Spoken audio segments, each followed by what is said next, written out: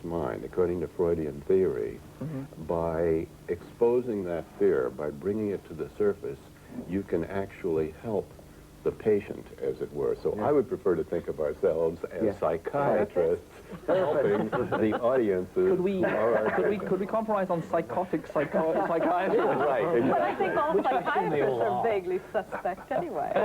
Why go into that? It seems like the grayer the hair, the further away we get from... in other words, the older you get, I think the more you fear what Roger started to talk about. And the younger you are, the more you value experience, and the more you value, I want to go to a rock concert, or I want to go to see some kind of thing that moves me. When you're young, when you get older, all you want to do is hang on. It's like you're going off a cliff. I think that's why older people don't enjoy horror movies. They don't enjoy them anymore. I hear people say to me, I appreciate your films, but I can't see them anymore because I don't want to be scared anymore. But you do. You know, you're 20 years older than you were when you made Dark Star. But movies don't work the same way as they did when I was 4 years old and it came from outer space, or when I first saw Not of This Earth. Right. And this thing came over somebody's head and something happened underneath and this blood came across the table in one of Roger's movies. Oh my God, what happened under there? Special effects. Now I understand that. So you say. Okay, so I'm going to propose we start just as a starting place. I have my views about this. We start with an old structure, Robert Louis Stevenson's Jekyll and Hyde, as a starting place for the debate on where we take this story. My view, for what it's worth, is that this is, and I know Lisa disagrees with this, it's a 19th century conceit with a boring moral dichotomy bang in the middle of it. But, hey. Well, I agree that it is a 19th century conceit. But if you think back to what was happening in the 19th century, this really was the beginning of the modern age of science. And I think Stevenson in England, as Poe was in the United States, was beginning to grapple with what science was developing, both in the psychological sciences and in the physical sciences.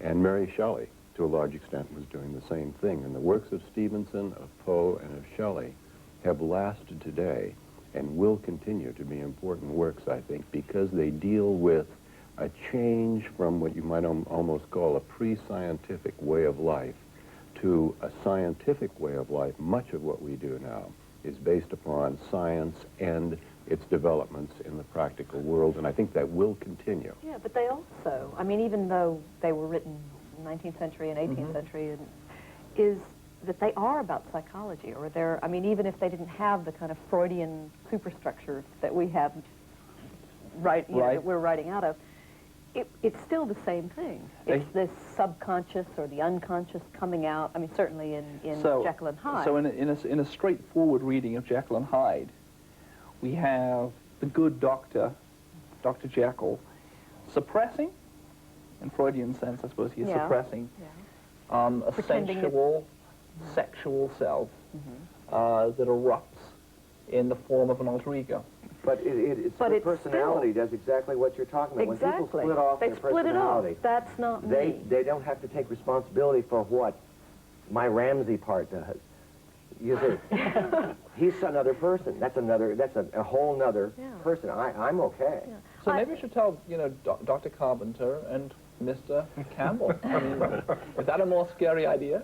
But I also think there's two things in the Jekyll and Hyde story that have come up just talking around the table about what's frightening. There's the losing control, which is throughout the story, because it begins by Dr. Jekyll thinking he's got complete control and gradually realizing he doesn't. That's part of the horror of it. But the other part is other people, that Hyde is another person. It's out there. It's not him, and it isn't him. He refuses to say. Isn't it also crucially a story about someone who's obsessed with purifying himself by a somehow objectifying the supposed evil self? I mean, isn't it partly about precisely the fact he wants to put it out there, and this causes it to become monstrous? There's an essential question that you have to answer, and it's basic when you make a film. There's two kinds of, there's a left-wing horror and a right-wing horror. Now, the right-wing horror, we're all a tribe, and the evil is out there. Right. It's going to come and get us. Right. It is the Beast from 20,000 Fathoms. It's the Atomic Monsters. Okay. There's also a left-wing horror, and it's right in here. The other way of looking at it is from the outside, is the way the story is told. For most of the story, it's other people are seeing Jekyll, who becomes Hyde. Now, that's horrific, and that's maybe right-wing horror. That's who knows what other people might be. What this nice young man who lives next door to you may be Jack the Ripper. Yes. And that's horrifying, and that's horrifying to us now. But it's not me. But I it's know not that, me. and I'm safe. I'm safe, because I'd never drink those horrible chemicals and turn That's into right. Jack the Well, Ripper. except that the... But well, if you want to read it the other way around, from the point of view of Dr. Jekyll, Right. it's, I've got to find out who I really am. So I drink the chemicals, and it takes me over. it just seems to me that it's an extremely, and I mean this, I can't have more contempt in my voice than when I use the word conservative. It is the With a most capital C. conservative of narratives, isn't it? In the sense that what it says is, you know, there is this buried part of you which is going to do you the most terrible harm. Don't let the damn thing out. Yeah, So, he's in all of us. But the fear, yeah, but I think the What part about of... your rage, your murderous But rage? you Aren't see- you afraid of it? No, I'm Coming not. out? It seems to me you have to find ways to dramatize and shape the rage you feel. I think that's very important, and I think that the drama which sets this rage up as being something which is dangerous to you, as opposed to, for instance, potentially creative, which I think is interesting. I mean, here we are, a creative half dozen. What are we using to make our creativity? We're making we're making strange fictions of strange things inside ourselves. And I think that's a very important process. And so I think coming to peace, coming to a place of comprehension, self-comprehension, where you embrace the dark side. but seems can you important. I don't know. I worry about that. I think that's a Well, little here bit we are all too, dressed in black. I think we're not doing too badly. too Not all of happy. us, not all of us. You're wearing a black T-shirt. Well, all right, I'll strip No. up in a while. I mean, I Okay. don't like the whole idea of putting the evil outside and saying, you know, it's out there, and even the whole concept of evil. But, no, not? I'm not Why saying you're not? saying that. Why not? Okay. What always saying that the evil is on the outside. What makes you uncomfortable about it being outside our tribe? Oh, no, I'm frequently afraid of people outside my Because tribe. isn't that primitive I man mean, sitting around the fire and the sounds out in the night? yeah. And, okay, we're all right. We're all But right I here don't at this think table. we're all right. You No, don't think so, huh? I don't. So you think the murderers are within the tribe? No, what I'm trying to say is, don't get me off That's this, is that I don't think you can accept. I think it's too wishy-washy to say, let's just accept our dark side. Because how do you accept Auschwitz? How do you accept mass extermination, genocide? I mean, that's maybe you didn't personally do it. I never personally participated. But I don't think you can just say, well, let's just accept that. All right, all right, all right. It is part of human life. Auschwitz took place, and it will always have taken place. It cannot be erased. We cannot deny it. All right, so we're coming to, we're to get back on track to a movie.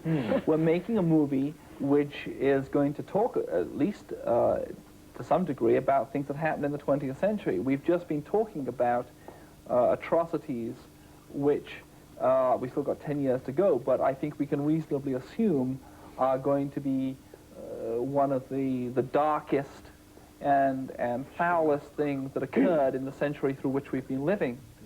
Let me ask a question about the way that we could turn that kind of horror into an entertainment, and would we dare?